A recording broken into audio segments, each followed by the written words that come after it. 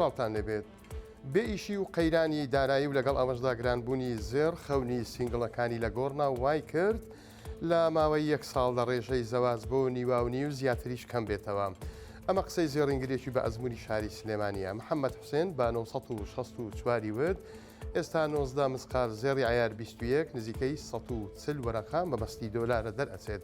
بەڵام پار ئەم کاتا بای 65 تا 70 وەرەقە بووە. هەر بۆیەش ڕێژەی کڕیارانمان و ئەو کوڕ و کچە گەنجانەی دێن بۆ لامان 50 بۆ بەڕێژەی لە 160 کەم بۆتەوە.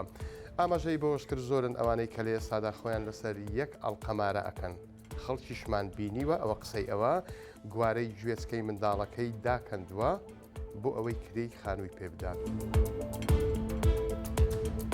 فرۆشتنی نەوت و بنزین و غاز لە سەر شەقامەکان لە زۆربەی شارەکانی کوردستان دیاردەیەکی باوە و لە زستان و وەرزی سەرماشدا ئەم دیاردەیە زیاتر زەقە بێتەوە.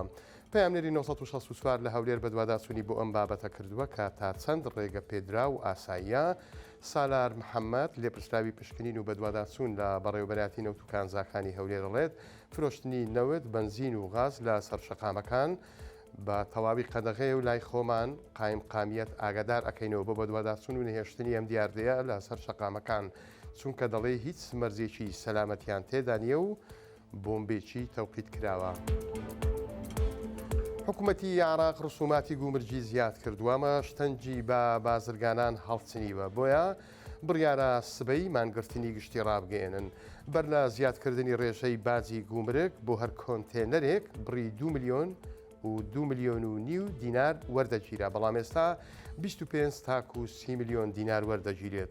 بەهۆی ئەو بڕیارەوە هەزاران کۆنتێنەری پرلا کاڵا و شتومەک و خۆراک لە بەندەری قەسر لە شاری بەسراگیریان خواردووە. جێگری بەڕێوەبەری ژووری بازرگانی کەرکووک کە ناوی عومەر مامۆیە بە 1964 بێت پێشتر هەر لە خۆیدا بازار سست بوو. ئەم بڕیارەش وەزعەکەی خراپتر کرد بۆیە لەگەڵ مافی بازرگانانین بۆ مانگرتن بۆ ئەوەی ببێت تامایەی لێکتێگەیشتنێک بۆ چارەسەرکردنی کێشەکان.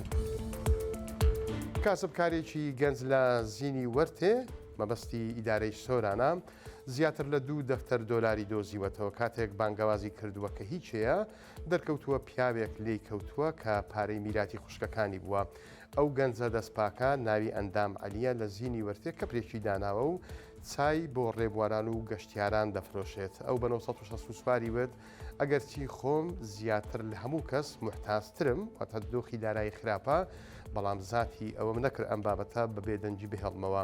ناوچەکەی ئەندام کەشێکی زستانەی هەیە و ساردا کامیرا و شوێنی واشی تێدانە تاکو ئەگەر پارە و شتێک بزر بێ بتوانن بە ئاسانی بیدۆزنەوە. ئەم بڕە پارەیە زیاتر لە 2 دەفتەر بووە وەک باسی ئەکات کابرای خاوەن پارە وتویەتی زەویان فرۆشتووە.